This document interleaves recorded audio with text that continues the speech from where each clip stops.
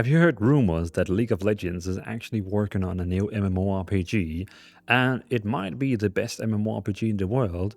We don't know, but let's try and get into it and see what this new Riot MMO is going to be about.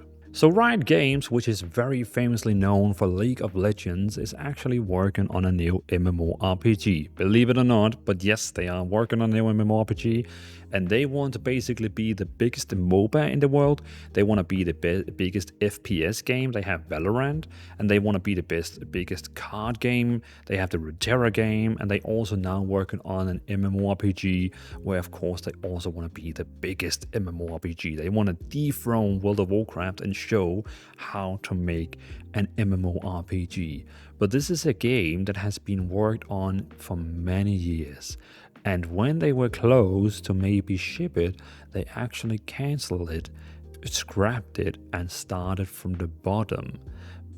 Why? I don't know. Maybe. Well, I actually do know, but I'm going to tell you in this episode of A Side Quest with Dvalin, where we are going into different new games, upcoming MMOs, upcoming ARPGs, whatever game it is, we're going to talk about everything gaming. So let's get into it. So basically, development and logistics. The game currently remain an untitled project, universally referred to by the community as the Runeterra MMO. It is being developed and published entirely in-house by Riot Games.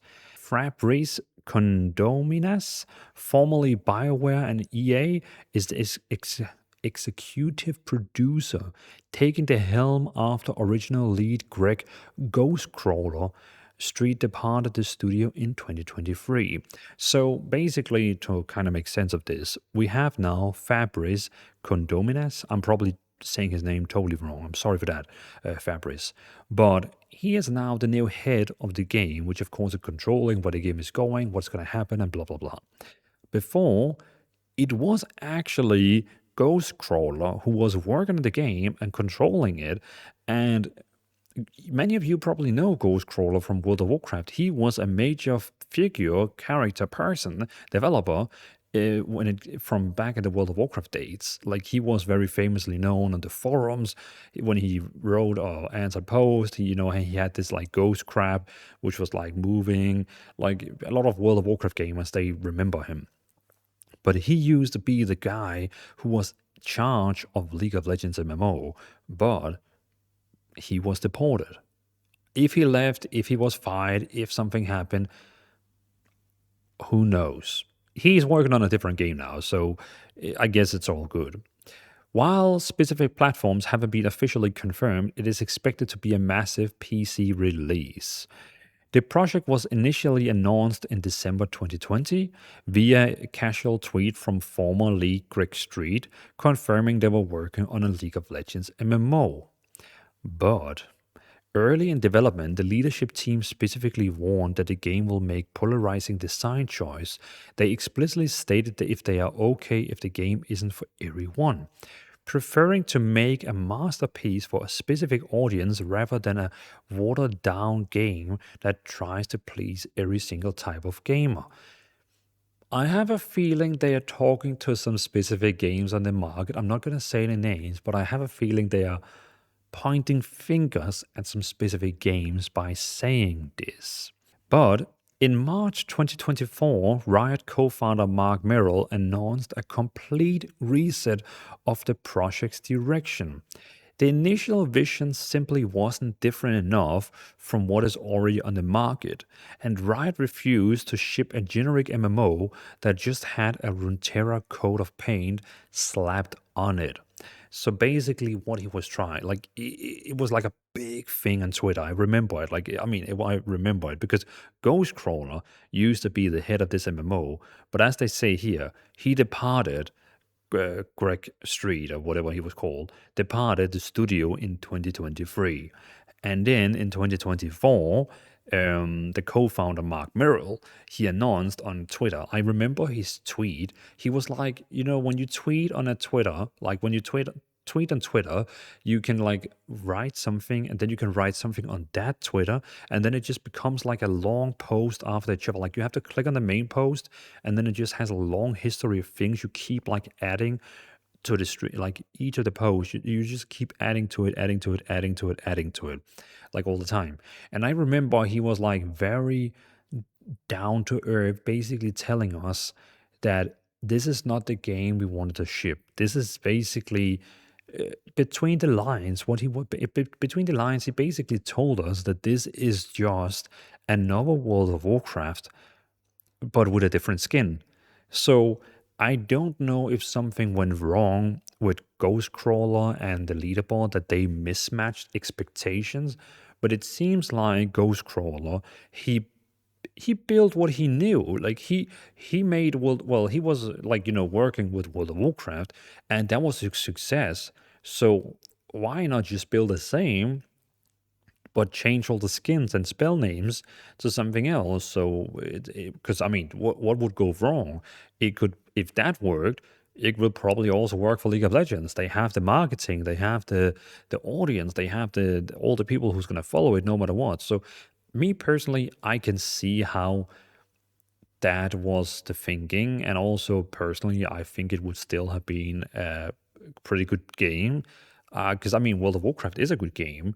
So with a League of Legends skin and just changing a little bit of how it works, the game.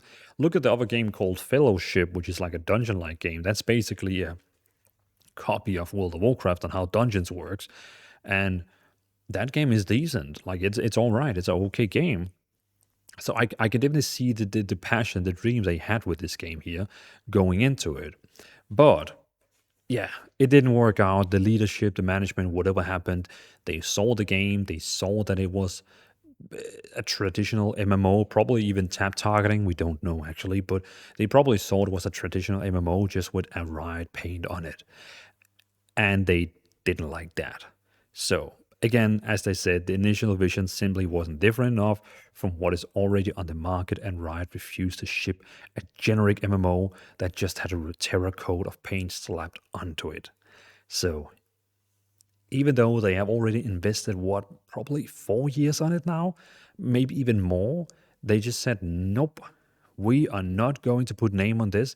We only want to release quality, which I have such a huge respect for. Could you imagine spending money, 4 years developing a game, and you just say, nope, that is not our game. That is not for us. Scrap it. And they scrapped it.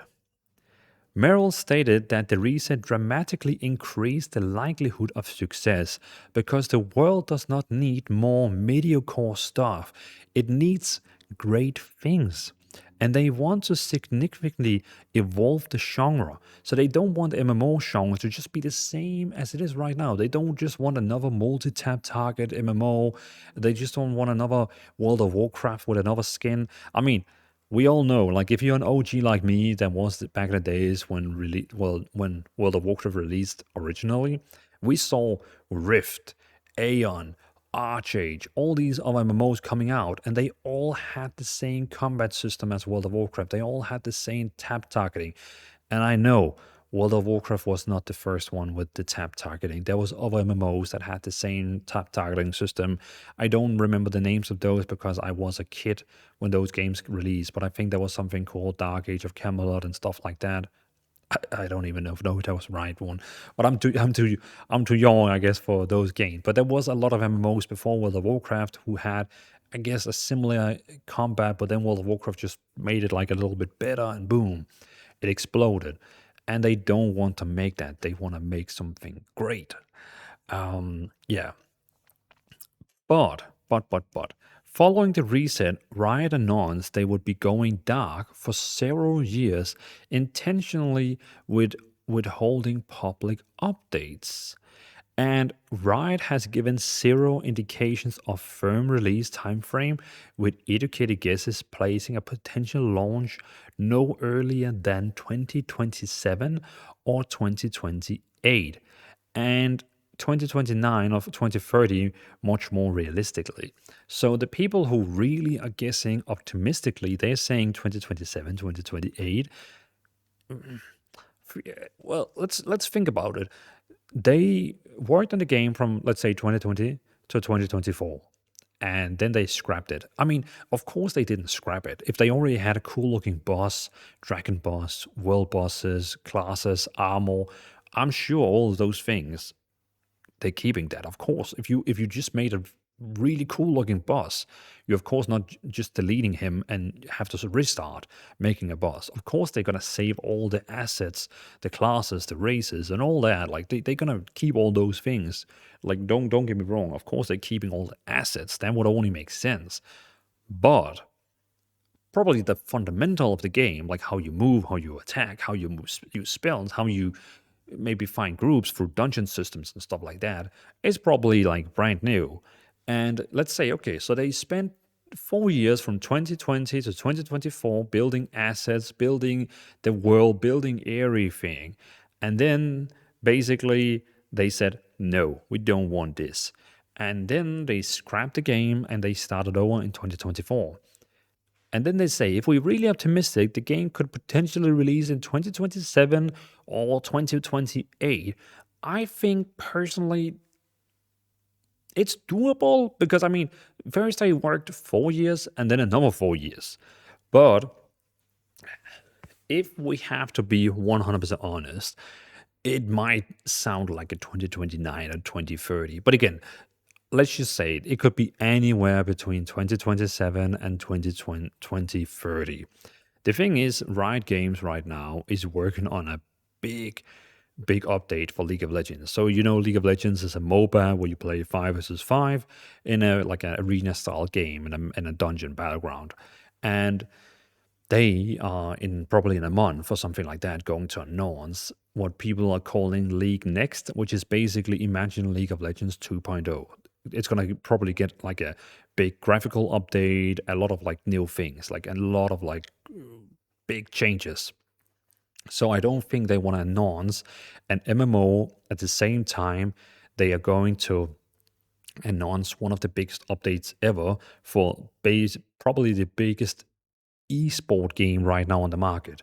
I mean, every time there's like a competition about where they say which is the best esport game right now, League of Legends usually wins and stuff like that. So I'm pretty sure that they don't want to like do double updates. So they're gonna probably announce soon, like this month or next month, they're gonna announce League Next, which is the League of Legends 2.0, and then they probably gonna announce the Riot MMO in a year or 2 years when they have like watered down the League of Legends 2.0. But yeah, still.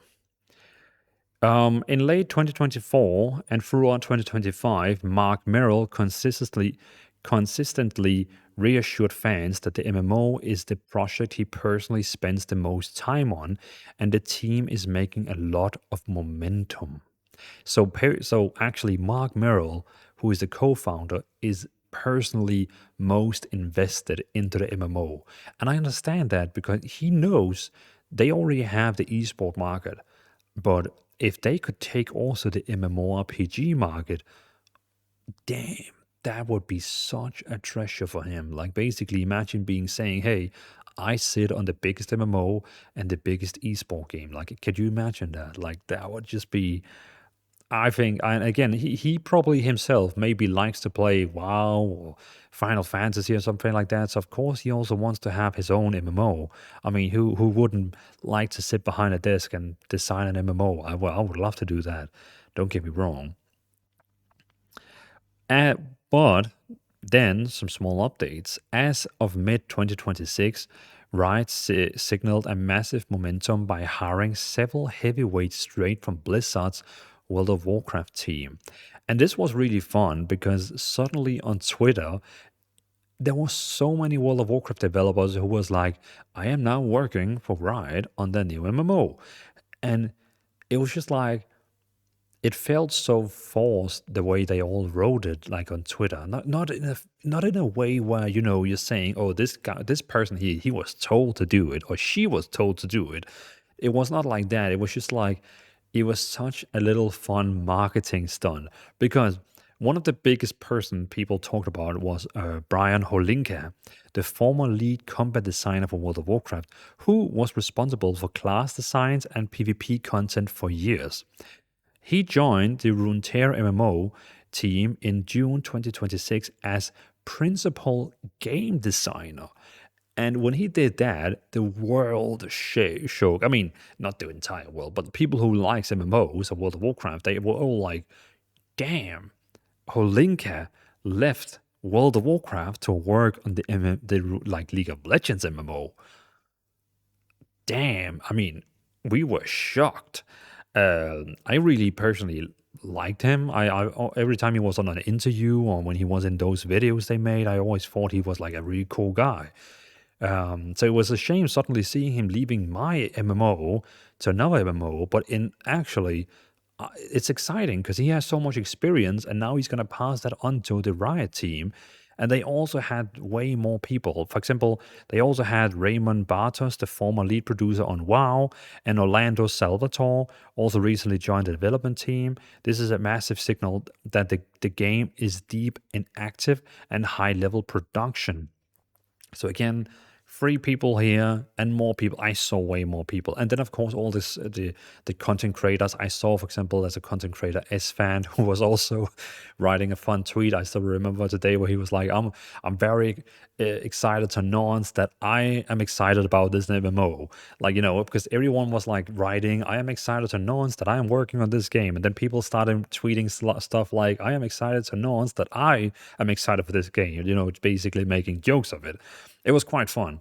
It was fun. Like, and I mean, they really know what they're doing, because when they hired all these people, of course they got a lot of people who knows about the MMO, which is very important, because now they have some people who actually knows all the good source from World of Warcraft. But at the same time, they also made a huge PR stunt where people again talked about it. They didn't even have to do anything. They didn't even have to post a trailer or a social. They didn't have to do a single thing. They just hired a couple of people from the World of Warcraft team, and suddenly, boom, everyone started talking about the game again. And trust me, it's not going to be the last thing. They're going to do something again. And imagine this is a company who is having League of Legends, Valorant, like they have so many big games that people that has millions of people playing. Can you imagine the day that they actually drop the MMO? They're gonna put it down the throat on everyone who plays all the games. Like when Valorant people open the game, when League of Legends people open the game, they're gonna throw a big image in the face of them and saying, "We got an MMO right now. You have to play this MMO right now." And it's gonna have so many players day one. Like that game is gonna be so big. So a little talk about the world building, lore, and audio. So the game will take place in Runeterra. Runeterra is the world where League of Legends is. Leveraging decades of established lore, iconic champions, and distinct regions like Demacia, Noxus, Pale Tower, Zorn, and the Shadow Isle. Riot has spent the last few years actively retconning and unifying the previously messy lore of League of Legends to ensure the official interactive universe map and champion backstories are perfectly aligned for the MMO. So you probably already know that League of Legends, they have like this universe where each of the champion, I think they have like, am I right? They have like plus 160, 160, 160 champions in the game. And each of these champions, they have a lore. Yes, it's not just like a dumb character. It actually is a character with a lore, with a background story. They come from a different land. They are part of us. Like each of these characters has a lore, which is fantastic. This is one of the. It's so fun to think about. It's an esport five. It's a PvP game where you play 5 versus 5, but the game has so much lore. Like it's probably one of the games with the biggest lore in the world. Like it kind of reminds me of Warhammer 40,000 because it has such a big lore in this universe, and it's a 5 versus 5 game. Like, who cares? Like, the most people who plays the game, they're like, who cares about law? I'm here for just killing this person. You know what I mean? Like, and I also think that's why the developers from themselves, like the co-founders and so on, they really want this MMO to come out because they have built this fantastic world, this fantastic lore. They want to show it to you. They want to like actually show you the lore of the game. And they also had a TV series on Netflix that was called Arcane, which showed a bit of the lore. They showed some characters like Jinx and other characters where they actually showed you characters. How was these characters created? What was their childhood like? How was they why are they the persons they are now? Like they showed everything about these characters, this universe, these people. Like imagine Runeterra is like a huge universe. Like it's a huge. I personally actually don't know if it's like a is it like a planet or if it's like a universe. But they have so many things. Like they have these characters here talking about this. They have these people over here in war about this. Like they have so many things. And then even more fun, just to add a little sprinkle on top of that, each of the characters in the game also has different skins. Each of these skins is actually from different timelines. I don't think they're gonna go down the rabbit hole of what Marvel tried. Marvel with all these timelines and universes and stuff like that, because each of the skins, for example, in League of Legends, you have, for example, the champion called Mordekaiser, which is this very big brute guy. And there's a skin also for him where he's like a void god, where like he comes from a different timeline, different realm, where he's like a void god and he's trying to like control the world and stuff like that, and having an army of. He basically sounds like the Lich King because he has an army of undeads and stuff like that. And that's a different timeline, but it's fun because they can make skins about heroes so they look totally different, give them a new backstory. And the fun thing is then you have multiple characters who actually has a skin in the same universe. Like there's more characters who has these Void Guard skins. And so, for example, I think there's like 5 Void Guard skins or Dark Lord. I can't remember what they called. And then they also have some like lower champions. Like they have some other skins where it's just like some witches who help these Void Guards. So basically, they're creating lore and lore and lore and lore. What I'm trying to say is that the game has so much lore just waiting for us to tap into it.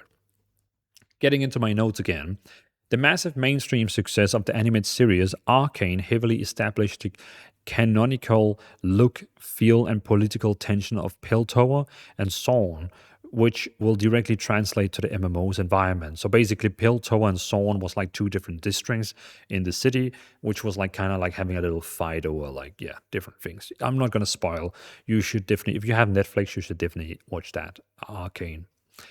So, single player spin off games like Rune King exploring Bilgewater, The Mage Seeker exploring Demacia, were strategically made, used by Riot to flesh out the architecture, daily life, and magic systems of these regions, so the MMO world already feels historically accurate and lived in.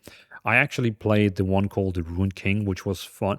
It wasn't my normal play style of games I would play, but it was fun to see the world and like basically some more lore about the game. Riot's world class in house, well, Riot's world's class and house music department is responsible for virtual bands like KDA, Pentakill, as well as massive world championship anthems, is a massive unspoken weapons for this project. The studio's pedigree guarantees that the zone music, the boss themes, and the ambient audio will likely be a massive selling point. So let me try to cook that down. That was like my notes. But basically, they have an insane music department. They have a music department that can make bangers like ever. What they're saying here is that they have virtual bands called KDA, Pentakill, and stuff like that, which is a massive success in the world. This team here is going to ensure that Riot Games MMO is of course going to have like in World of Warcraft when you walk into Elven Forest and Stormwind, you have this like this music like this, oh, you know what I mean, like it has this music that everyone remember, like this epic tune. I'm pretty sure League of Legends is gonna do the same thing where they're gonna try and make the most badass theme songs that you will remember and maybe use in videos and stuff like that. Since like the Elven Forest song is people, it's all over like social media. So that's gonna be fun. So, and again, it says here it's not just a LOL port. This isn't just League of Legends translated into an MMO format. It is a completely new game where beloved champions will likely appear as NPCs to guide the story. Which makes sense. We are not going to play the champions from League of Legends, just in case you thought that.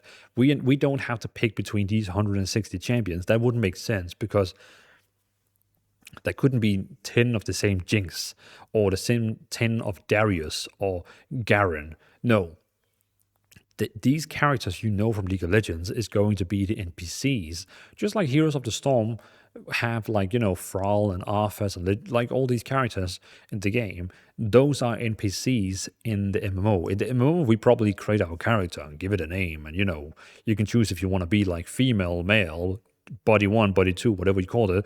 You can choose all those things and you can choose that. But it's definitely gonna be some like your own character, and then you can you can talk with Ashe or Jinx or Garen, all those characters if you want to do. Like it's gonna be quite fun to see how that's gonna be working out. But gameplay expectations. Because they want to evolve the genre, you can expect experimental mechanics that likely move away from traditional quest hub structure, potentially drawing heavily on Riot's massive pedigree for PvP, teamwork, and strategic combat. So, the previous episode of this podcast, video show, whatever we can call it, side quest with Dvalin, we talked about Guild Wars 3, where they also, funny enough, and I also mentioned this to one of my friends, they, funny enough, are saying kind of the same thing.